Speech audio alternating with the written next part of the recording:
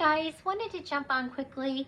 Actually, it's not going to be that quick, to be fully transparent. This will be a little bit longer video, but I wanted to cover a couple of things. So if you don't have time to watch the whole video, you can always circle back to it. I'm posting it on YouTube as well. Before I get started, I wanted to just express and extend gratitude from not only myself but the entire team at the rescue for your continued support. Truly, the rescue could not do what it does without you. Whatever your support looks like, whether you are commenting on posts, sharing posts, liking them, liking the rescue page, whether you're donating 50 cents or you're donating $500, if you're a volunteer that helps transport our dogs or walk our dogs, anything and everything. Some of you donate dog food and vet supplies. It takes every single one of us working together, donating where we can, whatever that is, whether it's money, whether it's time, if it's just supporting us. My sisters, I have a group chat with my sisters and I couldn't get through life without them. And you don't know who they are, but let me tell you what, they are behind every move I make with this rescue, and I couldn't do it without them. So you know, you might be seeing this because you're supporting your sister who does something else for us. It takes us all. It takes the people who are up front and the support staff behind. So thank you, thank you, thank you. I've had a couple tough dogs. You know, we have Enzo and now we have Bo, and they have unique needs, and so I've asked a lot of our supporters, and I just want to let you know that there is so much gratitude. But now I want to delve into Bo a little bit more. I have to be totally honest, I was a little disappointed yesterday because I posted that Bo has a need for training and he didn't get one donation. And I woke up this morning and I looked at it and I was like, oh my gosh, nobody loves Bo. Now, I know that's not the case. I know you guys love every single dog that you see, and you probably, like me, want to help every single dog in need. It's tough because, especially if you're from the Houston area, it's post after post after post of dogs with their legs broken, or they're severely abused, or they have a really bad illness, or they've been hit by a car, and you see the, quite frankly, sometimes grotesque pictures of them, and you're like, oh my gosh, that dog needs my help.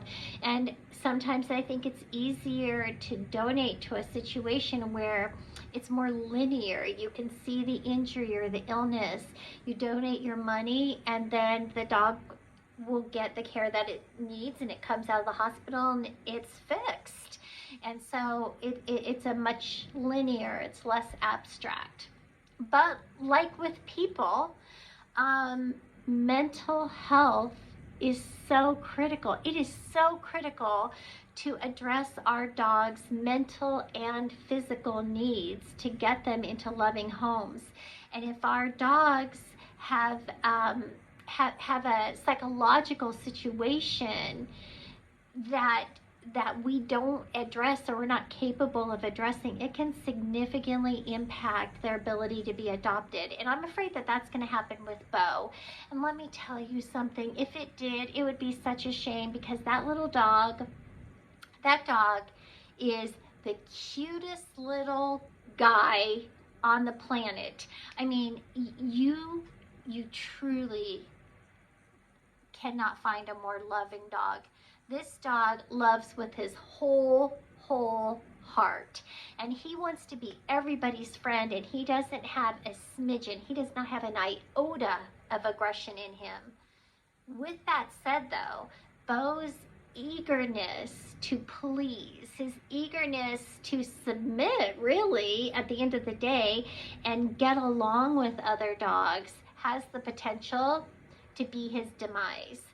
Bo is so eager to please that he's like all up in your face, giving you kisses, jumping on you, sniffing you like crazy.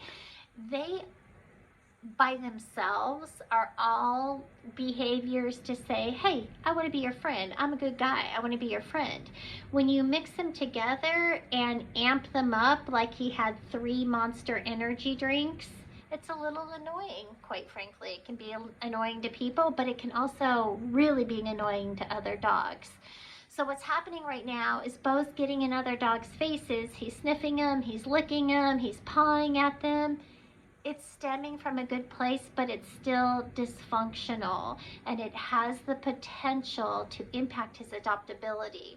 The other thing is, dogs, in dog language, the way other dogs are telling Bo, hey, dial it back, buddy, is by growling at him or biting him.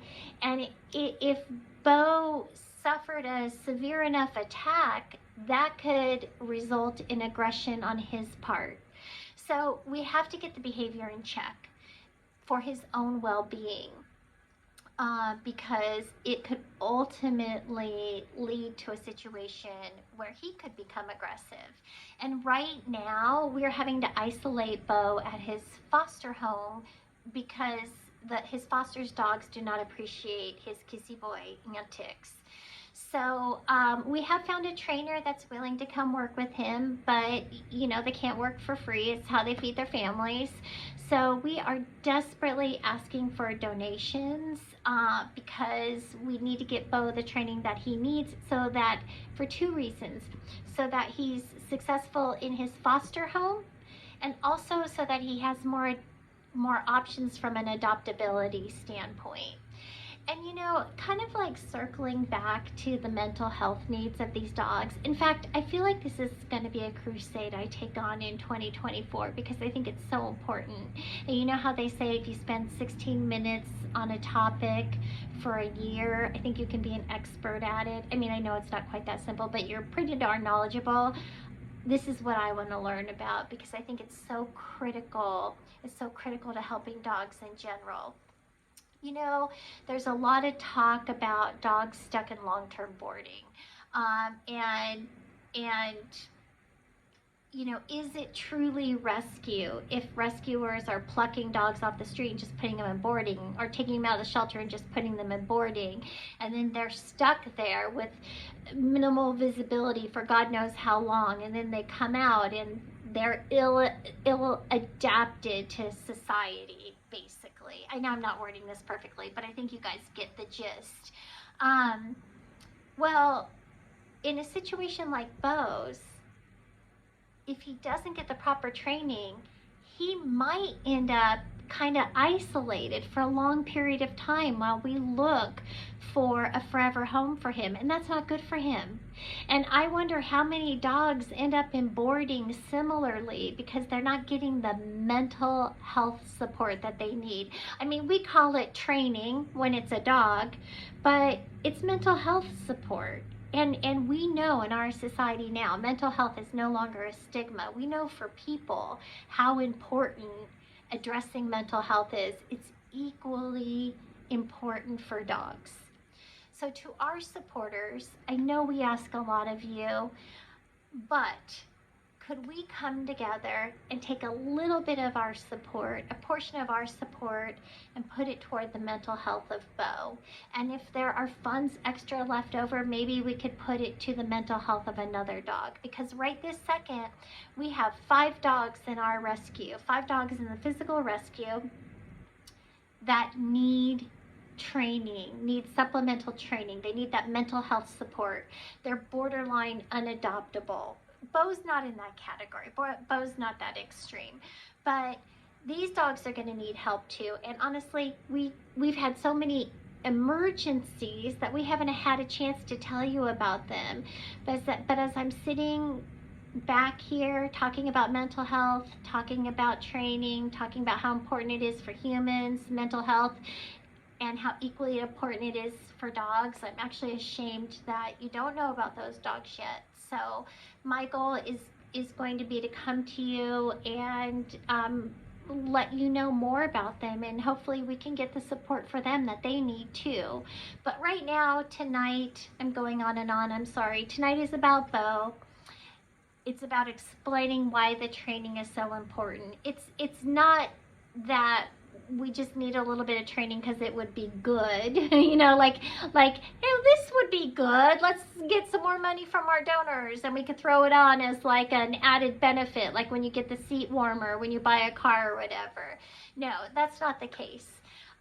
It is going to be pivotal to getting Bo into the best forever home we can sooner rather than later, so he doesn't become a dog that is unadoptable.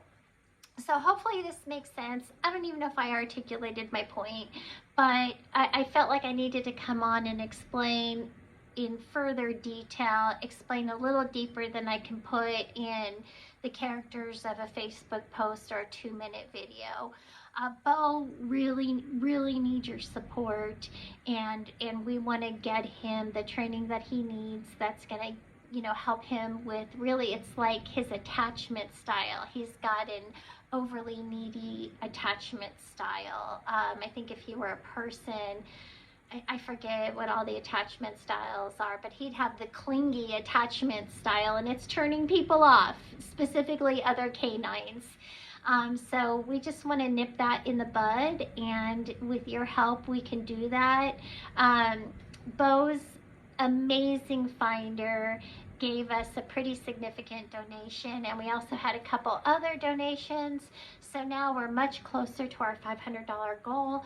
But like I said in a previous Facebook post, we just need the collective strength of social media. Nobody has to give a lot. Everybody could give a little. Everybody could give $1. If we could get 500 people, not even 500, 400 people now to give $1. That's, what is that, a third a cup of coffee from Dunkin' Donuts? We could get Bo the training he needs, and Bo can be another incredible success story. So as we learn more about Bo's behavior, I'm going to share it with you guys because I think it's important. I think it'll help educate all of us. And I'm hoping this year to delve into YouTube a little bit more and cover some of these topics that are critical to the success of the rescue dogs that we maybe don't have the opportunity to talk about all the time, especially on social media when we try to do things in small snippets. Okay, I've gone on too long. I appreciate you guys. Thank you for everything. And that sweet little kissy boy, let's get him adopted. Let's get that kissy boy adopted because he deserves it. Thanks, guys.